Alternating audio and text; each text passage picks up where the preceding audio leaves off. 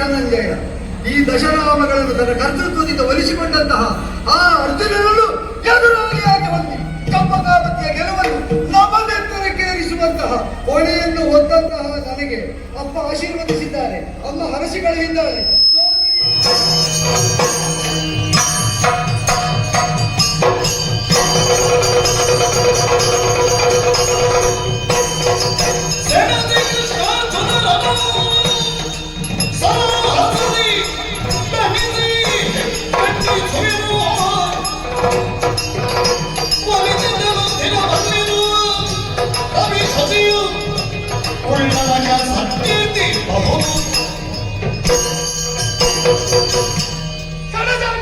ಕಾಲದಲ್ಲಿ ಭವನಗಾರನ ದೇವರೆನಿಸಿದಂತಹ ಪಾರ್ಥನ ಸೋಲನ್ನು ಸಹಿಸಲಾಗದ ಅವನ ಭಾವನಾದ ಬಂಡಿಯ ಭೌಮನಾದ ದೇವರೂ ಆದಂತಹ ಶ್ರೀಕೃಷ್ಣನೇ ಬರ್ತಾರೆ. ಸರಿ ಉಂಟು, ಅವನನ್ನು ಗೆಲ್ಲುವುದಕ್ಕೆ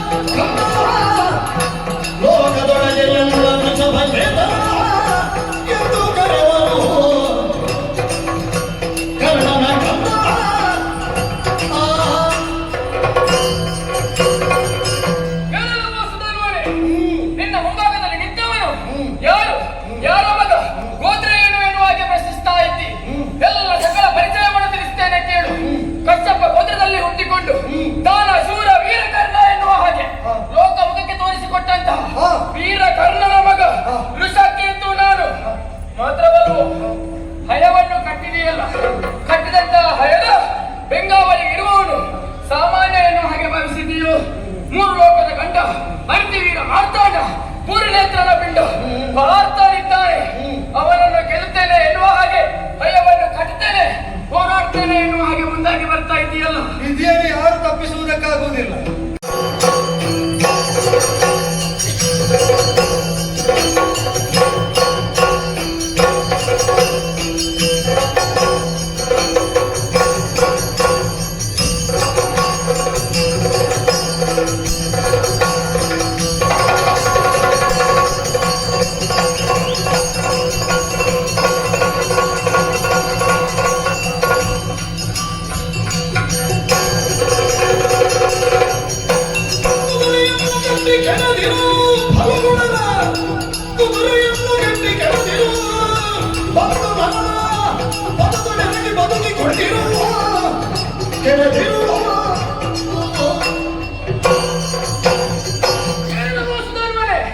ಭಯವನ್ನು ಕಟ್ಟಿದ್ದು ಮಾತ್ರವಲ್ಲದೆ ನಿನ್ನದು ಧರ್ಮ ಬೋಧನೆ. ಧರ್ಮ ಬೋಧನೆ ಮಾತ್ರ ಅಲ್ಲ, ಅಪ್ಪನನ್ನು ಕೊಂದವರನ್ನೇ ನಾನು ಸೋಲಿಸ್ತೇನೆ ಅಂತ ನಿಂತಿದ್ದೇನೆ. ಆ ಅಪ್ಪನ ಮಗ ಸೋತು ಸತ್ತ ಅಪ್ಪನ ಮಗ ನನ್ನನ್ನು ಸೋಲಿಸುವುದಕ್ಕೆ ಬಂದಿದ್ದಾನೆ. ಆದಿದ್ದೇವೆ ನಿನಗೆ ಬಾಯಲ್ಲಿ ಹೇಳಿದ ತಕ್ಷಣ ಅದನ್ನು ಮಾಡಿ ತೋರಿಸುವುದಕ್ಕೆ ಸುಲಭ ಎನ್ನುವಾಗೆ ಭಾವಿಸಬೇಡ. ಇದು ನೋಡು, ಕೈಯಲ್ಲಿ ಹಿಡಿದಿರುವುದು ಆಟಿಕೆ ಅಲ್ಲ. ನಿನಗೆ ಚೆಂಡು ಗೊತ್ತು.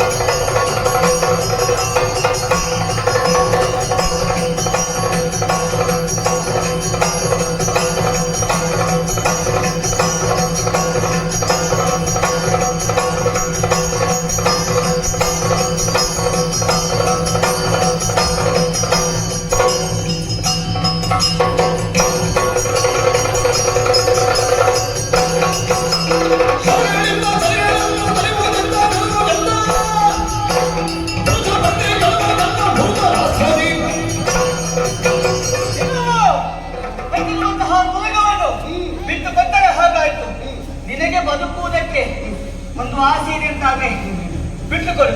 ಅದೀಗ ತುಂಡು ಮಾಡಲಿಕ್ಕೆ ತಂದದ್ದು.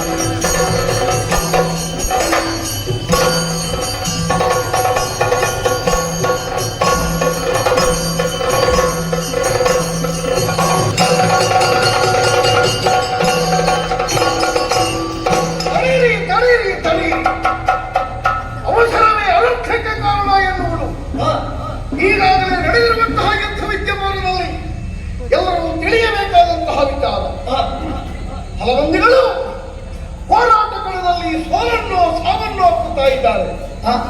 ಹಾಗಾದ್ರೆ ಪ್ರತಿಭಟನಾಗಿ ನಿಂತಿರುವವನ ತೋಳವನ್ನು ಹಿಡಿಯಲು ಇದರ ಬಗ್ಗೆ ಆಲೋಚನೆ ಮಾಡಿದರೆ ಚಂಪಕಾವತಿಯ ನಾಡಲ್ಲಿ ಇಂತಹ ಪ್ರತಿಭೆ